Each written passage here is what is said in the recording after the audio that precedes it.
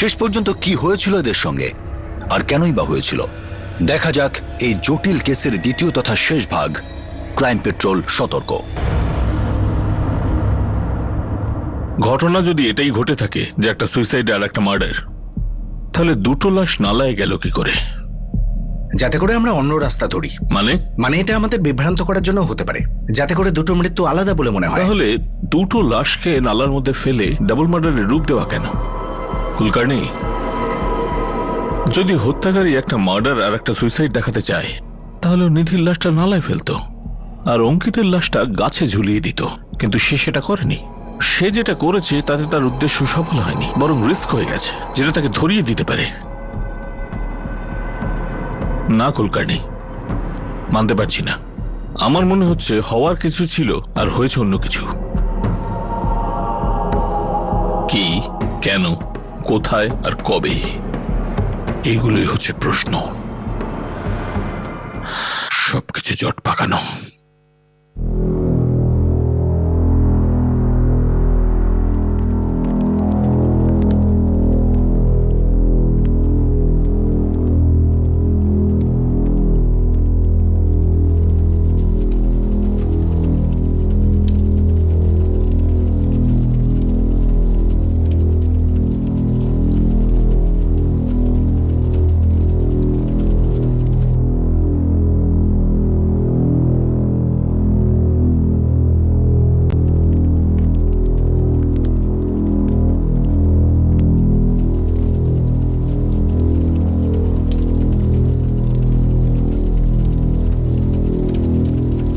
Sir এখনো পর্যন্ত তো সব কিছুই বলেনি, তবে যেরম ভাবে কাঁদছিল মনে হয় নিধির সঙ্গে কোনো সম্পর্ক আছে। টিনা। টিনাকে? নিধির বন্ধু। আগে তো কখনো বলেননি এর কথা।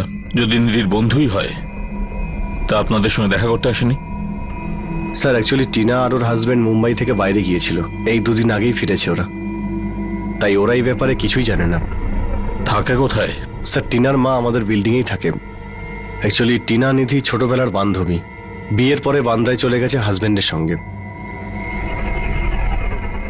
বাবা,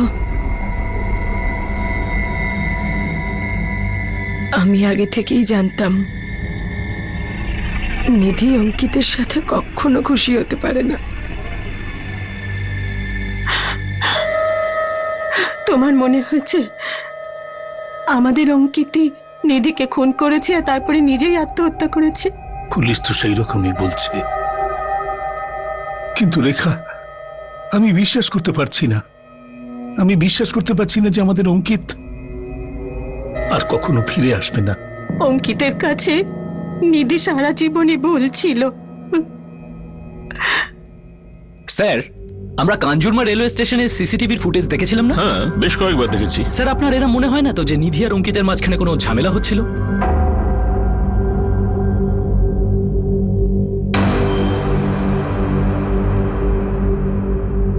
প্রেম থাকলে ঝগড়া তো হবেই, আর পার্সোনাল ব্যাপারে আমরা কেন ডিপেন্ড করব? আমাদের শুধু এটা জানতে হবে যে দুজনের লাশ নালা পর্যন্ত গেল কি করে, কোত্থেকে নিয়ে এলো, কে নিয়ে এলো।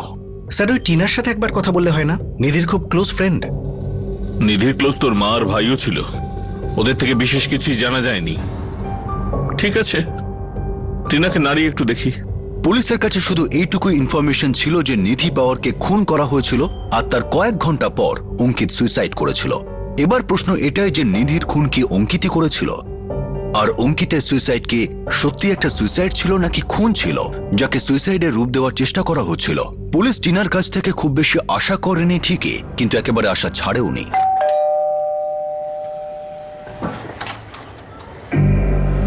টিনা এখানে থাকে? হ্যাঁ, এখানেই থাকে। বলুন, আমি ওনার হাজবেন্ড হরিশ। হরিশ আপনার স্ত্রীর সঙ্গে কিছু কথা আছে। অঙ্কিত নিধিকে কেন মারলো আর কোথায়? আমি কি করে জানবো স্যার? আপনি নিধির সব থেকে ভালো বন্ধু। সবচেয়ে ভালো বন্ধু আর হতে পারলাম কই? আমরা খুব কাছের ছিলাম, কিন্তু গত 6 মাসের মধ্যে আমাদের খুব কম দেখা হয়, কথাও হয়নি বেশি। আমার কাজে আমি এত ব্যস্ত হয়ে যাই যে আমার বেস্ট ফ্রেন্ডের খোঁজটাও নিতে পারিনি। আর এখন তো ওই পৃথিবী থেকেই চলে গেল। এটা হলো মুম্বাই শহর, যেখানে মন বুদ্ধির সঙ্গে কথা বলে না। টাইম হলো সব থেকে বড় ভিলেন। নিজেকে একটু শক্ত করুন আর আমাদের প্রশ্নের জবাব দিন। আপনি এটা ধরে নিন যে আপনি আপনার বন্ধুর জন্য কাজ করছেন। যখন অঙ্কিত আর নিধি প্রথম দেখা করে আমি ওদের সাথে ছিলাম। এটার কাটটা ভালো, কিন্তু এটার প্যাটার্নটা খুব সুন্দর, তাই না? হ্যাঁ শুনুন, Yes, ma'am. এই কার্ডটা এই ডিজাইনে বানানো সম্ভব? হ্যাঁ নিশ্চয়ই হবে, কিন্তু একটু টাইম লাগবে। নো প্রবলেম, আমি ওয়েট করব, কিন্তু আমার এটাই চাই। তাহলে এটাই পাবেন। তবে আপনার চয়েসটা দারুণ। Thank you. সেই দিন থেকে অঙ্কিতের নিধিকে ভালো লেগেছিল। নিধি প্রথমে একটু কনফিউজড ছিল, তারপর ওরও অঙ্কিতকে ভালো লাগতে শুরু করে। সেই সময় আমার আর হরিশের সম্পর্কও শুরু হয়।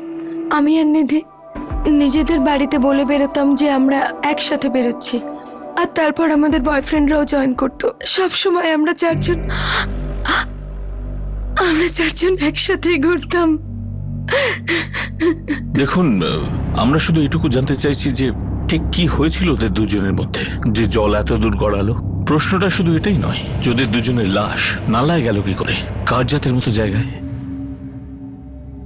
টিনা দেবী, নিধি আপনাকে কখনো কিছু তো বলেছে? হ্যাঁ স্যার, আমি শুনেছিলাম। একবারও বলেছিল যে অঙ্কিত একটু বেশি পজিটিভ, আর মাঝে মাঝে ও খুব বাড়াবাড়ি করে ফেলতো। সত্যি তোমার এই সন্দেহের জন্য না আমার দম বন্ধ হয়ে যাচ্ছে।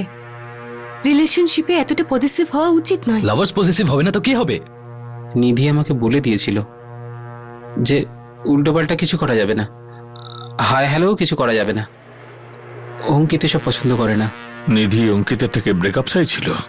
জোর দিয়ে তো আমি বলতে পারবো না, অনেকদিন ওর সাথে টাচে ছিলাম না। নিধি আর অঙ্কিতের কার জাতে কি কানেকশন? আগে বেশ কয়েকবার আমরা গিয়েছি কারজেতের আশেপাশে নাইট আউটের জন্য। ওই লজগুলো আছে না ওখানে। লজগুলোর নাম বলতে পারবেন? অনেকদিন আগে গেছিলাম, তাই নামটাম তো মনে নেই। আর কোনো ফিক্সও ছিল না যে একই লজেই যেতাম বা। কুলকার্নি, যতগুলো লজ আছে কারজাতে আর ইগতপুরীতে সবগুলোর খোঁজ নাও। বেশিরভাগ প্রেমিক প্রেমিকা এইসব লজগুলোতেই যায়। লাশগুলোও আমরা কারজাতেই পেয়েছি। কেউ না কেউ তো চিনবে পাক্কা। ওরা কি একে অপরের সাথে খুশি ছিল না? নিধি কি কখনো তোমাকে ওর ব্রেকআপের ব্যাপারে বলেছে? না, কখনো না। আচ্ছা, এরকমও তো হতে পারে যে নিধি অঙ্কিতকে ব্রেকআপের ব্যাপারে বলেছে, অঙ্কিতের রাগ হয়ে গেছে আর এই জন্যই অঙ্কিত নিধিকে মেরে ফেলেছে। যদি নিধি ওর সাথে ব্রেকআপই করতে চাইবে, তাহলে ওর সাথে নাইট আউটে গেল কেন? দুজনের মধ্যে যাই থাকুক না কেন, পাস্ট। কিন্তু এখন আর কেউ কিচ্ছু জানতে পারবে না ওদের মধ্যে কি হয়েছিল।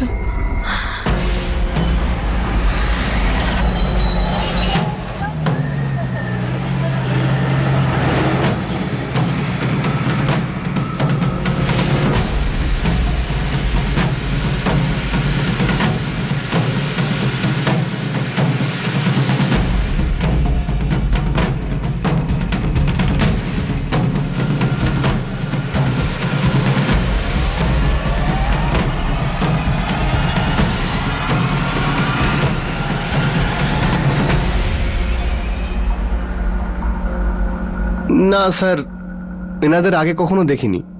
ওনারা এখানে আসেনি কখনো।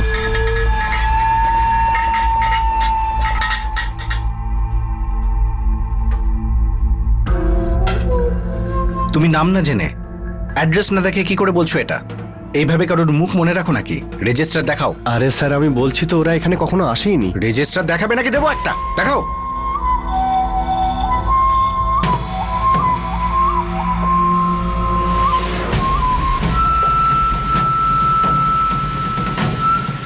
কিরে, নাম কি তোর? অনিল কুমার স্যার। কি হয়েছে তোর? এরকম থরথর করে কাঁপছিস কেন? কি নিয়ে ভয় পাচ্ছিস বল আমাকে। ভয় কোনো ভয় নেই স্যার, এরকম তো কোনো ব্যাপার নেই, আমি কিছু করিনি।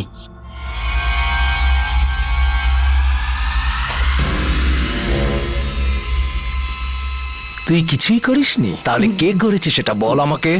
স্যার আমি কিছু করিনি স্যার, আমি কিছু দেখিও নি। এই সত্যি কথাটা বল, সেদিন ওরা দুইজন এখানে এসেছিল? হ্যাঁ,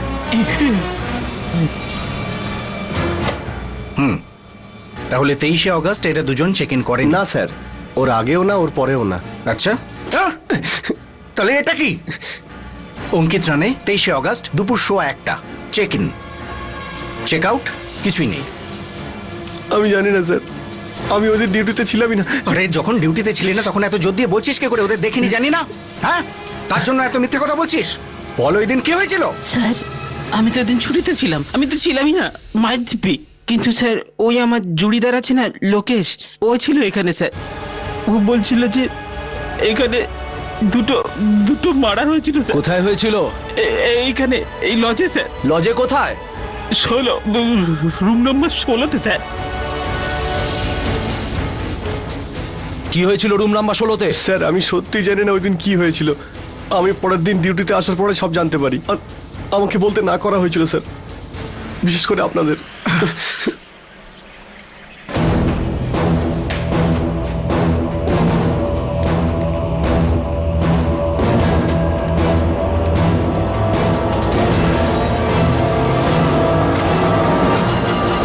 চব্বিশ তারিখ থেকে এইভাবেই বন্ধ হয়ে আছে। চাবি নিয়ে আয়।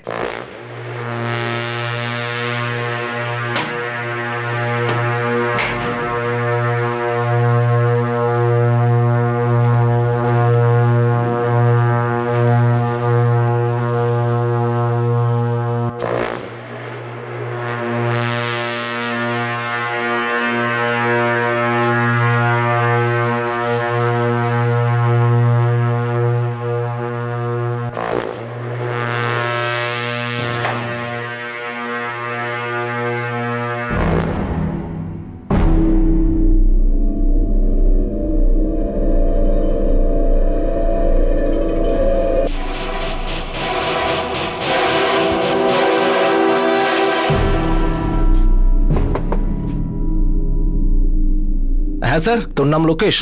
না আমি তো দীনেশ, লোকেশ ভেতরে। কি রে লোকেশ, তোর ফোন বন্ধ দেখছি, কাজে যাসনি, ঘরে বসে আছিস শালা? তুই কি ভেবেছিস এসব করে তুই বেঁচে যাবি?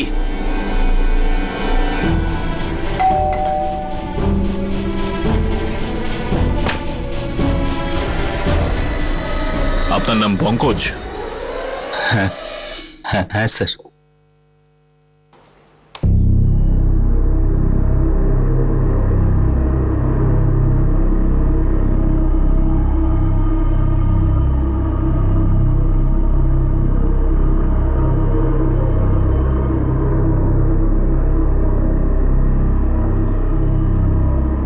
দু 23শে অগস্ট অঙ্কিত রানে আর নিধি পাওয়ার কর্জাতের নিউ এভারশাইন লজে চেক ইন করেছিল।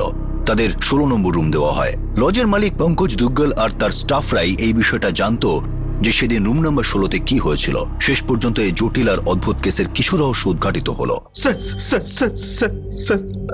আমি বাচ্চার দিব্যি খেয়ে বলছি স্যার, আমি কিছু করিনি স্যার। আমার শুধু ভুল এইটুকুই যে আপনাকে আমি কিছু জানাইনি। আমি কিছু জিনিস লুকিয়েছি ঠিকই, কিন্তু সত্যি সত্যি বলছি আমি কিছু করিনি। তুই যেটা করেছিস তাতে 7 বছরের জেল তো নিশ্চিত। না না স্যার, না আপনার শুনুন স্যার। তুই তো গেলেই কথা বলে দিলাম, কিন্তু যেতে যেতে আমাদের কাজটা সহজ করে দিলি। যেটা সত্যি সেটা বলে দে। স্যার সত্যি কথা বললে ছেড়ে দেবেন প্লিজ। আরে ইয়ার, এটা কি আজকালকার ফ্যাশন? রেপ, মার্ডার, আতঙ্কবাদ, যা ইচ্ছে তাই করবো, তারপরে বলবে সবকিছু সত্যি বলে দিচ্ছি, আমায় ছেড়ে দাও, শাস্তি যেন না পাই। মজা পেয়েছিস তোরা? তুই সত্যি বলে আমাদের দয়া করছিস না? বলছি স্যার। ওরা দুজন ওই দিন দুপুরবেলা অঙ্কিত রানী আর নিধি পাওয়ার দুজনা দুপুরবেলায় এসেছিল স্যার। আমি বলেছিলাম অন্য কোনো লজে নিয়ে যেতে। পছন্দ না হলেও আগেই বলতে পারতে, অন্য কোথাও যেতাম। তখন প্রায় 2টোর মতো বাজে স্যার। তুমি যদি না লেট হতে তাহলে তোমার পছন্দ মতো লজ পেতাম। কিন্তু তুমি লেট। আর তোমার মতে আমার লেট হওয়ার কারণ? হ্যাঁ, কারোর সাথে ফ্লার্ট করছিলাম। তুমি কখনো এটা কেন ভাবো না যে আমি বাড়িতেই বিজি ছিলাম, অফিসের কোনো কাজ নিয়ে এই নিন, বিজি স্যার। ছিলাম? কতদিন থাকবেন স্যার? আজকের জন্য 8 ঘন্টা। ঠিক আছে স্যার।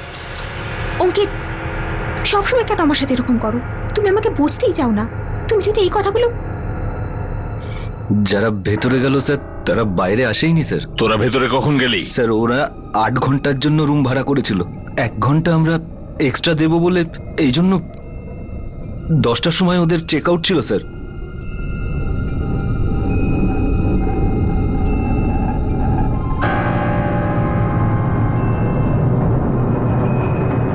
স্যার, হ্যাঁ, ওই রুম নাম্বার 16 লোকগুলো এখনো রুমের ভেতরেই আছে। 16 নম্বর কাকে দিয়েছিলাম বলতো? ওই যে ওই ছেলেটা আর মেয়েটা, অঙ্কিত রানে আর নিধি পাওয়ার।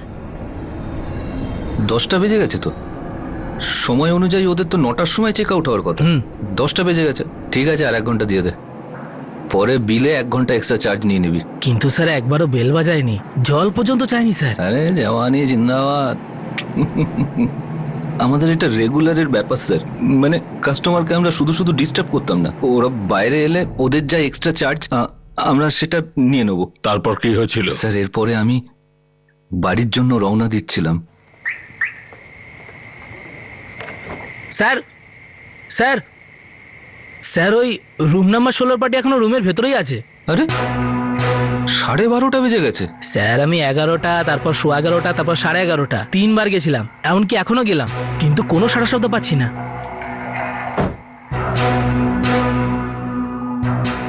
তারপর আমি আর লোকেশ রুম নম্বর 16তে যাই।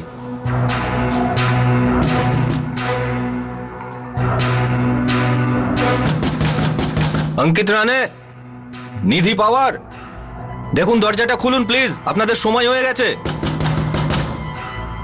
ও দাদা!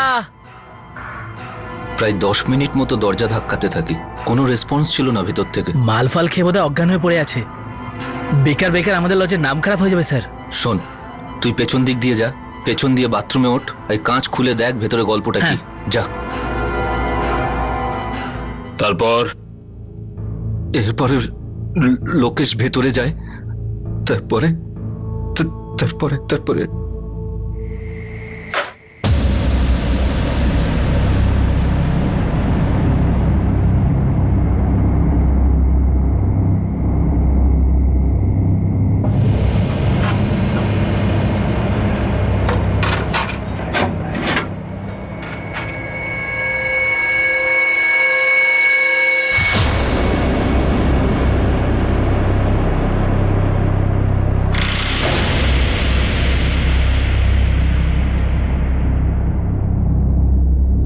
স্যার স্যার স্যার স্যার ভেতরে খুন!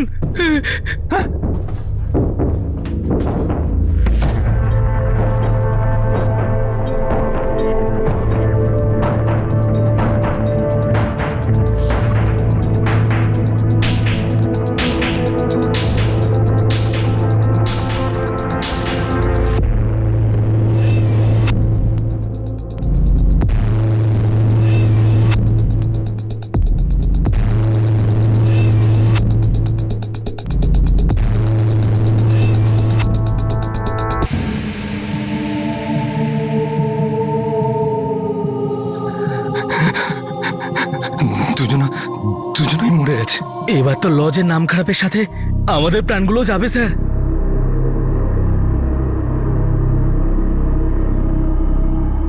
বুঝতেই পারছিলাম না আমি কি করব। কি করলি তারপর? ছোট একটা লজ স্যার, রেপুটেশনই সবকিছু। ভয় তো এটাই পাচ্ছিলাম যে কোনো ড্রাগওয়ালা বা কোনো ক্রিমিনাল না এসে যায়। ওখানে 2টো লাশ পড়েছিল স্যার, দুটো লাশ। ভয় তো খুবই পাচ্ছিলাম স্যার। এরপর আমার লজের তো ব্যান্ড বেজে যেত স্যার। কি করেছিলিস সেটা বল। স্যার আমি এটা চাইনি যে ওই 2টো লাশ আমার লজ থেকে উদ্ধার হোক।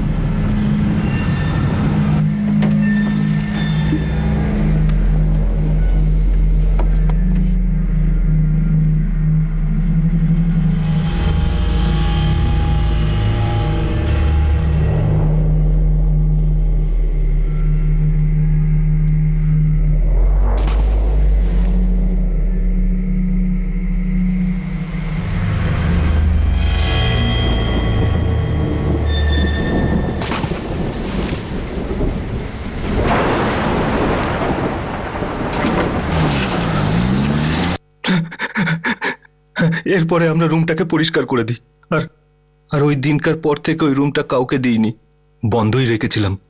তোর কথা যদি সত্যি হয় তাহলে অপরাধ তুইও করেছিস, অপরাধটাকে লুকিয়েছিস, প্রমাণ লোপাট করেছিস। তাও একটা ভয়ঙ্কর অপরাধ পঙ্কজ।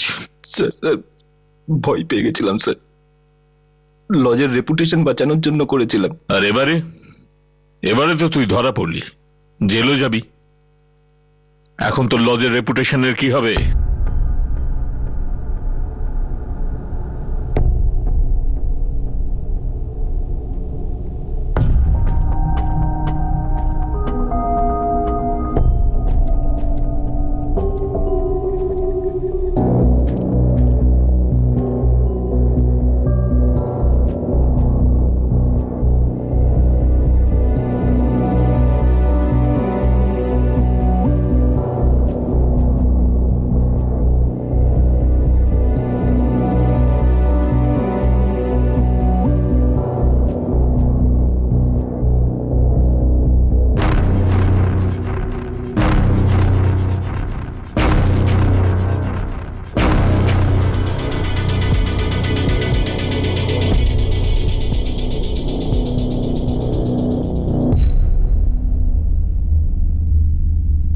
এটা দেখার পর তো মনে হচ্ছে পঙ্কজ আর লোকেশ যা বলেছে সত্যি বলেছে।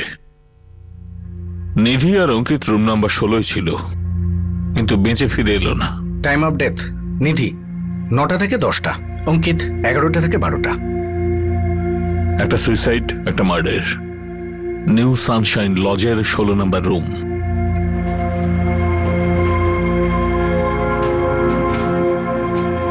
অঙ্কিত আর নিধির সমস্ত জিনিস যা কাঞ্জুরমার্গ রেল স্টেশনের সিসিটিভি ফুটেজে দেখা গিয়েছিল কিন্তু তা নালায় পাওয়া যায়নি, তা লজ থেকে উদ্ধার হলো।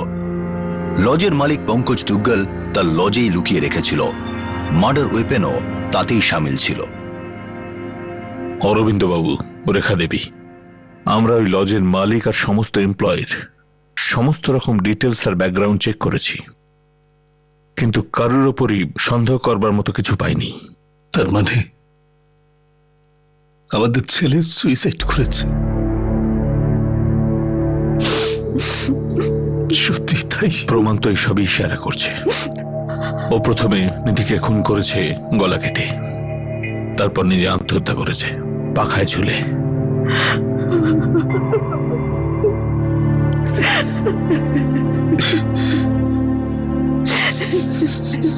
অঙ্কিতই তো মেরে ফেলেছে আমার মেয়েকে, না? প্রমাণ তো সেদিকে ইশারা করছে।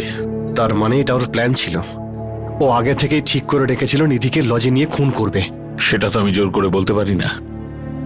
দেখো, তোমার বোন নিধি আর অঙ্কিতের মধ্যে সম্পর্কটা খুব টালমাটাল ছিল। ওই ঘরে ওদের দুজনের মধ্যে কি হয়েছিল সেটা আমি বলতে পারবো না। আমি শুধু এটাই জানি যে নিধিকে আগে খুন করা হয়েছে। পরের কথাটা হলো যে অঙ্কিত তারপরে সুইসাইড করেছে। অঙ্কিতের দেহে আমরা কোনো চোটাঘাতের চিহ্ন পাইনি, এমন কোনো সাইন পাইনি যার দ্বারা প্রমাণ হয় যে ওর সঙ্গে কারো ঝগড়া হয়েছিল। সো লজিক্যালি আমরা পোস্টমর্টম রিপোর্টকেই মানব।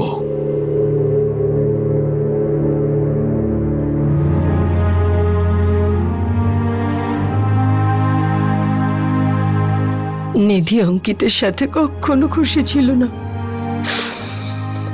অঙ্কিত নিধির সাথে কখনোই সুখী হতো না।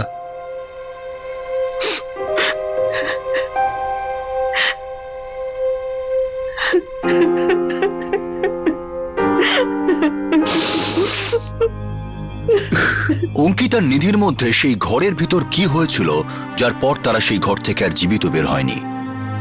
এটা একটা রহস্য যা অঙ্কিত আর নিধির অস্থির সঙ্গে ভেসে গেছে। তাদের সম্পর্কে কতটা তিক্ততা ছিল সে সম্পর্কে খুব কম লোক খুব কম জানে। শুধু এই দুই ভিকটিমের অতীত থেকে এটাই অনুমান করা যায় যে তাদের মধ্যে কি হতে পারে, তাদের স্বভাব কিভাবে তাদের সম্পর্কে প্রভাব ফেলেছিল। কিন্তু আফসোস, এটা শুধু একটা লিমিট পর্যন্তই জানা যাবে। কিন্তু কিছু বিষয় স্পষ্ট। 2013-র 23শে অগস্ট নিধি আর অঙ্কিত নিউ এভারশাইন লজের 16 নম্বর ঘরে উঠেছিল। এই বিষয়টা সিসিটিভিতে দেখা গেছে। তারপর লজের মালিক পঙ্কজ দুগ্গল আর লজের এমপ্লয়ি লোকেশের বয়ান এবং পোস্টমর্টেম রিপোর্টই এই কেসের আসল সাক্ষী হয়ে দাঁড়ালো। লজের মালিক পঙ্কজ দুগ্গল আর এমপ্লয়ি লোকেশকে IPC 201 ধারা অনুযায়ী প্রমাণ লোপাটের জন্য গ্রেফতার করা হয়েছে। আপাতত তারা দুজনেই জামিনে বাইরে। অঙ্কিত আর নিধির মধ্যে এক্সচেঞ্জ হওয়া মেসেজগুলি স্টাডি করা হয়েছে। এটা খুবই স্পষ্ট হয়ে গিয়েছে যে দুজনের মধ্যে রাগ আর মনোমালিন্যই খুবই বেশি ছিল, কিন্তু ভালোবাসা খুবই কম। অঙ্কিত আর নিধির কেসের পর আমরা যাব এবার সুধীর আর আরতি রাজাবাতের কেসের দিকে। এক দম্পতি একটি নতুন বাড়িতে থাকতে এলো যাতে তাদের জীবন আরেকটু ভালো কাটতে পারে।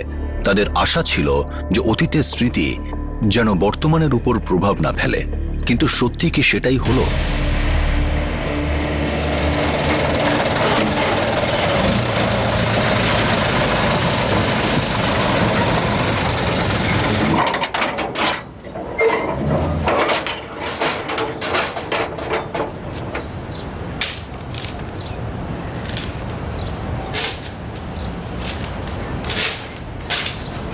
আরে দাদা, আপনি উনুনটা এখানে কেন রাখলেন? কিচেনের জিনিস কিচেনে রাখুন না, কতবার বলেছি আপনাকে।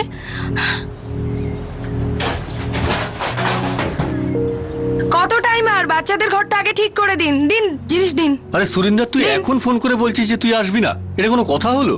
তুই জানিস যে আজকে আমি বাড়ি শিফট করছি। তুই অদ্ভুত কাজ করিস সত্যি। নিয়ে আসুন। হ্যাঁ হ্যাঁ, আমাকে ওই পোটলাটা দিন। আরতি, হ্যাঁ হ্যাঁ বলো। শোনো, তুমি এদিকটা একটু সামলে নেবে। ওই সুরিন্দরের ফোন এসেছিল, ও আজকেও আসতে পারবে না, দোকানটা আমাকেই খুলতে হবে। কোনো ব্যাপার না সুধীর, তুমি যাও দোকান খোলো, আমি এদিকটা দেখে নিচ্ছি। নিশা আর প্রিয়া স্কুল থেকে আসার আগে ওদের ঘরটাকে ঠিক করে দিই। দেখো, কোনো অসুবিধা হলে তুমি আমাকে ফোন করে নেবে। আমি দোকান বন্ধ করেই এখানে চলে আসবো। আরে তার দরকার পড়বে না, তুমি দোকানটা সামলাও, আমি এদিকটা দেখে নিচ্ছি। আর হ্যাঁ, খাবার বানানোর সময় হয়তো পাবো না, তুমি আসার সময় কিছু একটা প্যাক করে নিয়ে চলে এসো। আচ্ছা ঠিক আছে, এই সমস্ত মালপত্র ঠিক মতো নামিয়ে শিফট করে দিয়ে যাবি। ঠিক আছে দাদা। হ্যাঁ ঠিক আছে, এবার আমি হ্যাঁ, ঠিক আসছি। আছে। তাড়াতাড়ি করুন।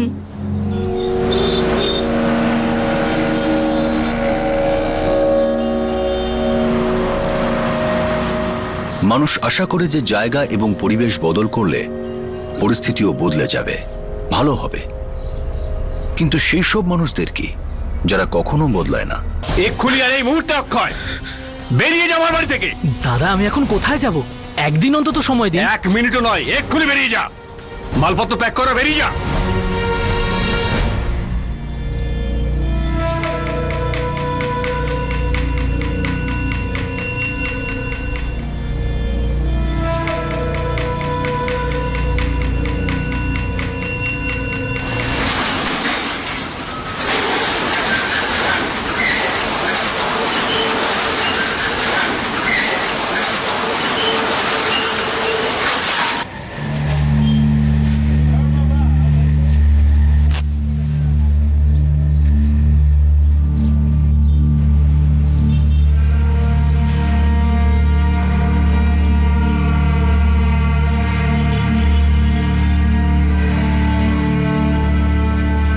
আমার পরিবারই আমার সবকিছু।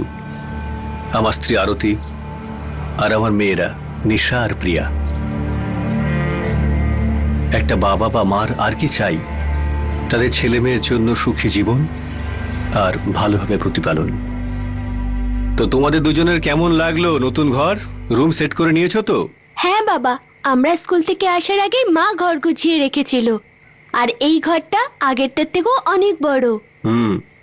বাবা, আমার এখন ঈশা দিদির মতন বড় স্টাডি টেবিল চাই। আমি তো এখন ফার্স্ট স্ট্যান্ডার্ডে পৌঁছে গেছি, সেই জন্য আমার এখন এত এত বই আছে। তুমি একটু বড় হয়ে যাও মা, তোমার জন্য আমি এর থেকেও বড় স্টাডি টেবিল নিয়ে আসবো।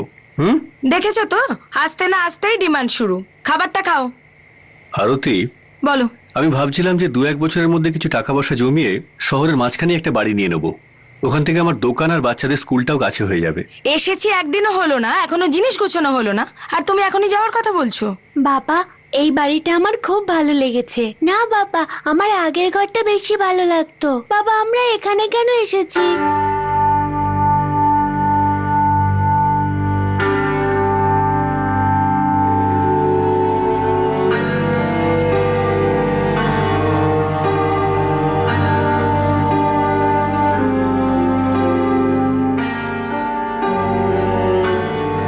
যা হবার ছিল তা তো হয়েই গেছে। ভালো এটাই হবে যে অতীতের কথা সব ভুলে গিয়ে সামনে এগিয়ে চলা উচিত। আমিও তাই করেছিলাম, আর আমার মনে হয় এটা ঠিকই করেছিলাম। কিন্তু সব কি ঠিক হবে?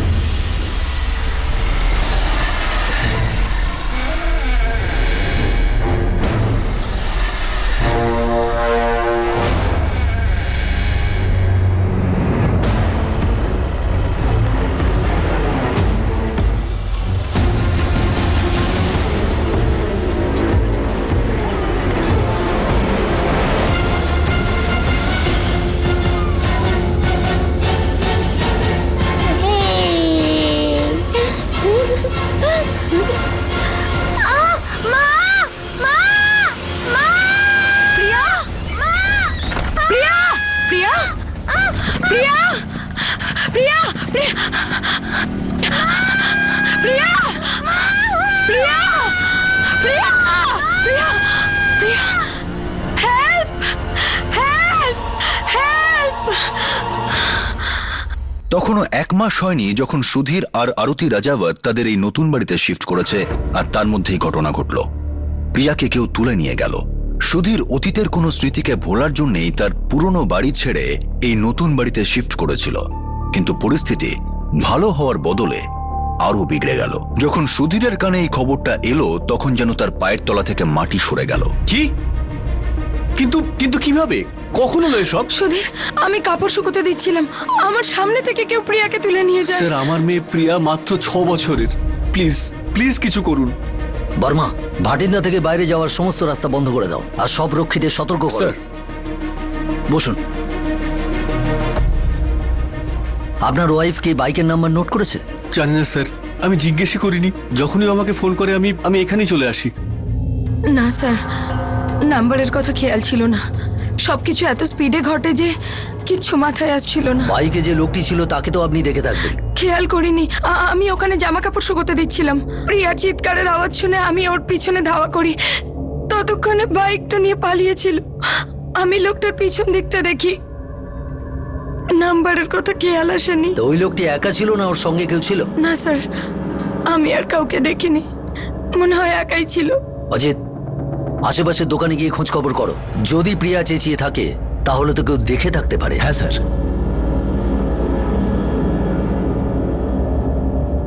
বাবু, তুমি তখন কোথায় ছিলে? নিজের ঘরের আশেপাশে কাউকে দেখেছো? এ তখন ভেতরে বসে পড়ছিল স্যার। দেখুন, প্রিয়াকে খুঁজতে আমাদের সুবিধা হবে যদি আপনারা সবকিছু ঠিক ঠিক বলেন। আপনার কারোর সঙ্গে কোনো শত্রুতা বা এমন কেউ যে এসব ঘটাতে পারে? না স্যার, আমি তো একটা ছোট দোকান চালাই, ওই গাড়ি স্পেয়ার পার্টসের। আমার কারোর সঙ্গে কি শত্রুতা থাকতে পারে? আমার প্রিয়াকে খুঁজে দিন স্যার। জানি না আমার মেয়েটা কোথায়, কি অবস্থায় আছে। রিকোয়েস্ট করছি, আমার মেয়েকে খুঁজে দিন।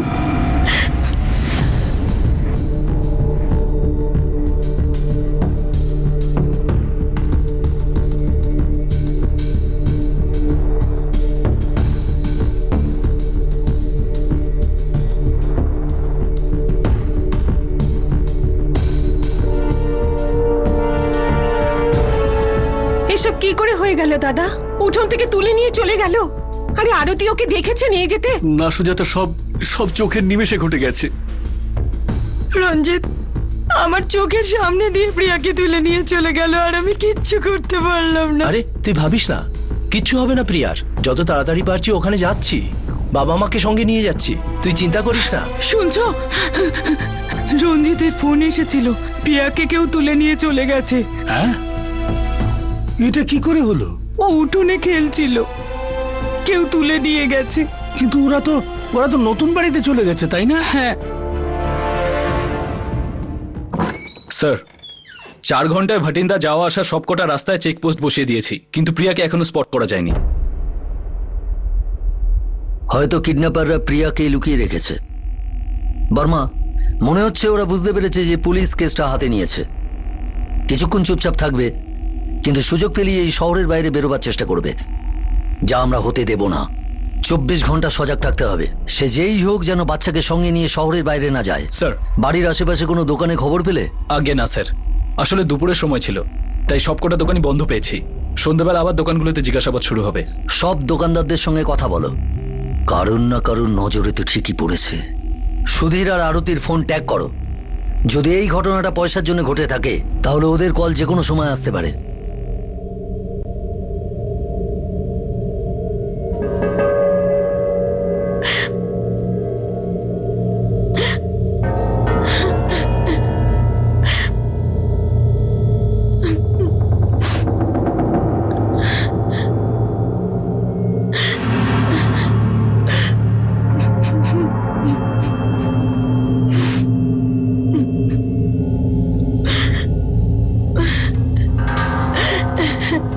আরতি, আমি কিচ্ছু করতে পারলাম না সুধীর,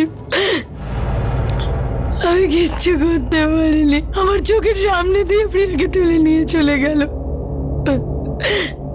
আরতি, আরতি, তুমি নিজেকে দোষ দিও না। প্রিয়াকে পাওয়া যাবে, পাওয়া যাবে প্রিয়াকে। আমি আরতির মনে সাহস জোগাবার চেষ্টা করছিলাম, কিন্তু আমার নিজের ভেতরেই প্রচন্ড ভয় ছিল। প্রিয়া কি অবস্থায় রয়েছে তা ভেবে আমার হাত পা ঠান্ডা হয়ে যাচ্ছিল।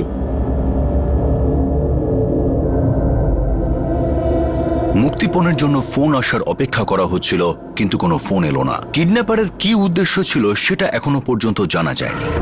কেন নিশানা করা হয়েছিল একটি 6 বছরের নিষ্পাপ মেয়েকে? পরের দিন সকালে একটি সূত্র পাওয়া গেল, কিন্তু সেই তথ্যের সঙ্গেই নতুন কিছু প্রশ্ন উঠে এলো।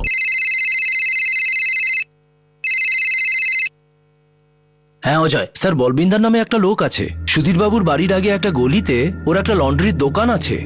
এ বলছে প্রিয়াকে ওই লোকটার সাথে মোটরসাইকেলে যেতে দেখেছে। সাহেব, আমি খাবার খেয়ে বাসন ধুচ্ছিলাম, তখন দেখলাম আমি। তার মুখটা কি তোমার মনে আছে?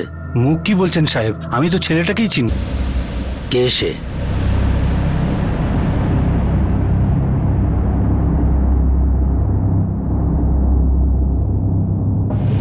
আগেও অক্ষয় গুপ্তা ছিল, প্রিয়াকে বাইকে করে নিয়ে যাচ্ছিল। অক্ষয় গুপ্তা? প্রিয়া চিৎকার করেছিল? আমি চিৎকারে কোনো আওয়াজ শুনিনি। হ্যাঁ, দেখে মনেই হচ্ছিল না যে কিডন্যাপিং হয়েছে। তুমি অক্ষয় গুপ্তাকে কিভাবে জানো? স্যার, ওই অক্ষয় মাঝে মাঝে আমার দোকানে জামা কাপড় নিয়ে আসতো। ওই পাড়াতেই থাকতো? হ্যাঁ, ওই পাড়াতেই থাকতো। সুধীরবাবুর ভাড়াটে ছিল ও, ওনার পুরনো বাড়িতে। স্যার, আপনি কি বলছেন? এটা কি করে হয়েছে? এটাই হয়েছে। আপনার পুরনো ভাড়াটেই আপনার মেয়েকে কিডন্যাপ করেছে। আমাদের কাছে আই উইটনেস আছে। না স্যার, যদি এরকম হতো তাহলে আরতি ওকে ঠিক চিনে ফেলতো। দেখুন, আরতি দেবী পেছন দিক থেকে দেখেছেন, হতে পারে যে তিনি চিনতে পারেননি। আপনি এক কাজ করুন, যত তাড়াতাড়ি সম্ভব চলে আসুন। আচ্ছা স্যার। কি বললেন? পুলিশের কথা অনুযায়ী লন্ড্রির লোকেরা বাইকে করে অক্ষয়কে দেখেছে প্রিয়ার সঙ্গে। অক্ষয়? না সুধীর, ওটা অক্ষয় ছিল না। পিছন দিক থেকে হলেও আমি তোকে দেখেছিলাম। অক্ষয় যদি হতো তাহলে আমি চিনতে পারতাম। না সুধীর, আমি শিওর ওটা অক্ষয় ছিল না।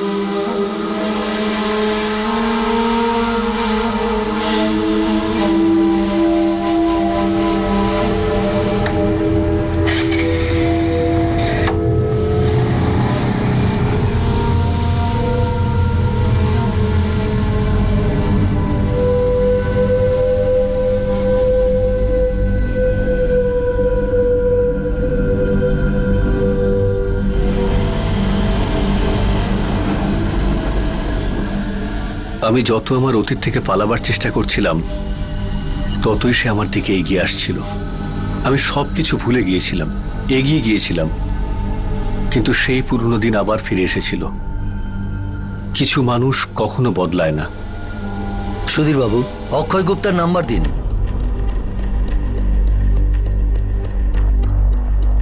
স্যার, 2 মাস আগে পর্যন্ত এটাই ওর নাম্বার ছিল। ও আপনার এখানে ভাড়ায় থাকতো? হ্যাঁ স্যার, প্রায় 1 বছর আগে আমার পুরনো বাড়ির ওপরের ঘরটা খালি ছিল, সেটা আমরা ওকে ভাড়া দিয়েছিলাম। আপনি ওকে কিভাবে জানতেন? আমার একটা বন্ধু ওকে আমার কাছে নিয়ে এসেছিল, গুরুদাস। সুধীর, এই তুই বলছিলি না বাড়ি ভাড়া দিবি তুই? হ্যাঁ ভাই, নিয়ে চলে এলাম। এই ছেলেটা হলো অক্ষয় গুপ্তা। নমস্কার দাদা। হ্যাঁ সত শ্রীকাল। এই চেয়ার দাও। আরে 2-3 সপ্তাহ আগেই ফরিদাবাদ থেকে এসেছে, একটা বোতলের ফ্যাক্টরিতে কাজ করে ও। আরে ভাই, তুমি তোমার ব্যাপারে কিছু বলো ভাই। আসলে আমি কিছুদিন আগেই কাজ শুরু করেছি। এখন মায়নাপত্র বেশি পাই না, কিন্তু অনেক কিছু শিখতে পারছি। যদি ঠিক মতো কাজ করতে পারি তাহলে পরে গিয়ে মায়নাও বেড়ে যাবে। বাহ, বেশ ভালো কথা। তুমি পরিশ্রমে বিশ্বাস করো। আসলে দাদা, ভাগ্যের চাকা তো পরিশ্রম করলে পরেই ঘোরে, তাই না? কাল থেকে চলে এসো থাকতে, বাড়ির উপর একটা ঘর আছে। আচ্ছা, কিন্তু ভাড়া কত টাকা দিতে হবে দাদা? আরে ভাড়ার চিন্তা করো না, যতটা তুমি দিতে পারবে সেটাই ভাড়া। থ্যাংক ইউ দাদা। 2 মাস আগে ও আপনার ঘর ছেড়ে দিয়েছে। হ্যাঁ। আর তার 1 মাস পরে আপনি ওই বাড়ি ছেড়ে দেন। হ্যাঁ। অক্ষয় চলে গিয়েছিল না আপনি ওকে ঘর থেকে বের করে দিয়েছিলেন? মানে আমি... দেখুন সুধীর বাবু, যদি অক্ষয় এই কিডন্যাপ করে থাকে তাহলে তার কোনো কারণ থাকবে। কিছু না কিছু তো হয়েছে আপনাদের মধ্যে। না স্যার, তেমন কিছুই তো ঘটেনি। নিশ্চয়ই আপনাদের কোথাও ভুল হচ্ছে। আর তাছাড়া আমার স্ত্রী তাকে পালাতে দেখেছিল, আর ও বলছিল যে সে অক্ষয় নয়। লন্ডিওয়ালা বলেছে যে অক্ষয় যখন আপনাদের বাড়িতে ভাড়ায় থাকতো তখন ও ওর দোকানে কাপড় ইস্ত্রি করার জন্য যেত। লন্ডিওয়ালা খুব ভালো করে ওকে চেনে। হতে পারে আপনার স্ত্রী ভুল দেখেছেন। সুধীরবাবু, যদি আমরা এটা মেনে নিই যে অক্ষয় কিডন্যাপ করেনি, তাহলে তার দুটো কারণ হতে পারে। হয় আপনার কাছ থেকে টাকা নেওয়ার জন্যে, না হলে বদলা নেওয়ার জন্যে। মালপত্র প্যাক করে বেরিয়ে যা।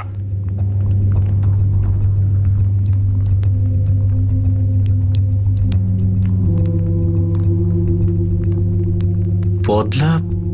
কিন্তু কিসের বদলা? অক্ষয় আমাদের বাড়ি 2 মাস আগে ছেড়ে চলে গিয়েছিল। ও হঠাৎ করে এভাবে আসবে, তাও এরকম কিছু করবে আমার মনে হয় না। ঠিক আছে, আপনি এখন যেতে পারেন। আচ্ছা।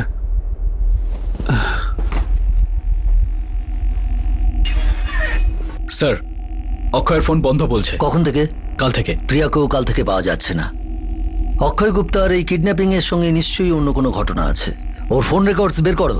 এই কিডন্যাপিং এর পেছনে অনেক কিছু লুকিয়ে আছে। সুধীরবাবুর নিস্তব্ধতাও অনেক কিছু বলছে। বার্মা। স্যার, অক্ষয়ের সাথে সাথে সুধীরের ফ্যামিলিরও হিস্ট্রি বার করো। Yes sir.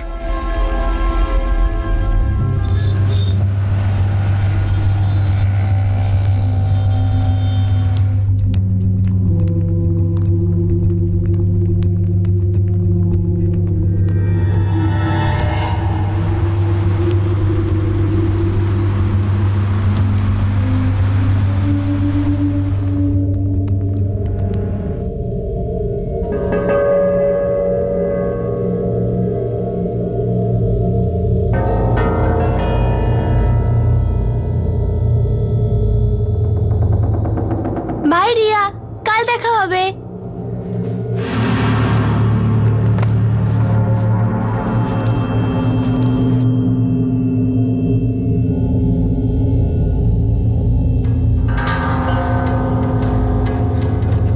আরে নিশা, আজ তাড়াতাড়ি ফিরে এলে স্কুল থেকে?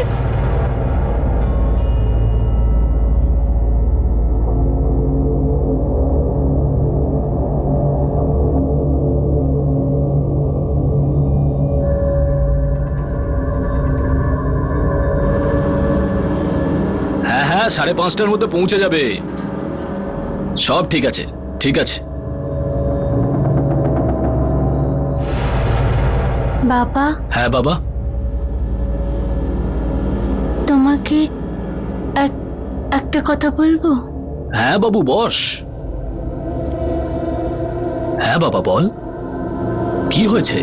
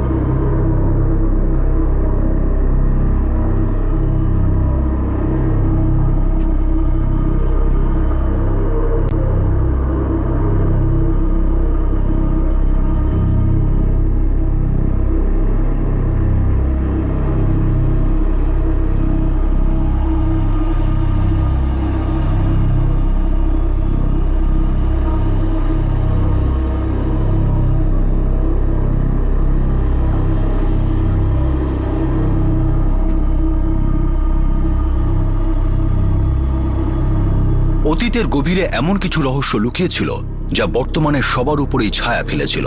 অতীতের সঙ্গে সঙ্গেই বর্তমানের সত্যতাও এই কেসের সঙ্গে যুক্ত প্রত্যেককে স্তব্ধ করে দিয়েছিল।